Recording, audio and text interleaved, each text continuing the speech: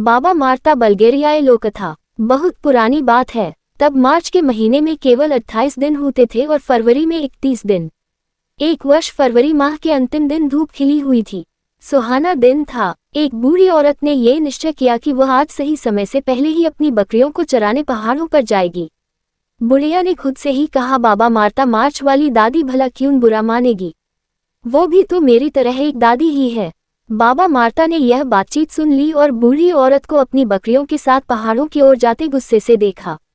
बाबा Marta तुरंत अपने भाई छोटा सेश को फरवरी के पास भागकर गई और कहा, अब समय आ गया कि तुम मुझे मेरी शराब चुराने का हर्जाना दो।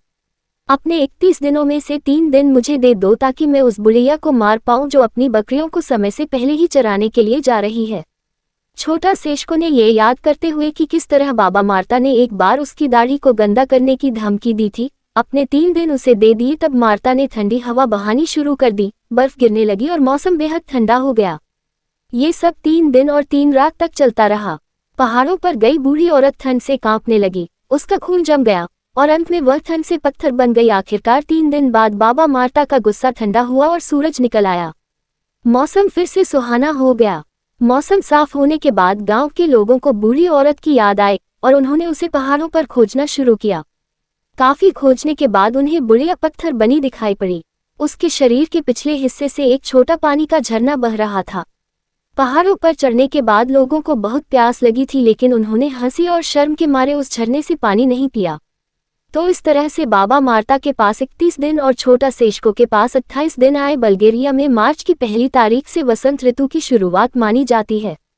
मार्च के महीने को बाबा मार्ता मार्च की दादी से जोड़कर देखा जाता है। बाबा मार्ता एक गुस्सैल बुढ़ी औरत है जिसकी कमर झुकी हुई है। बल्गेरिया में बाबा मार्ता के बदलते दिमाग को मार्च के महीने के बदलते मौसम के समान माना जाता है।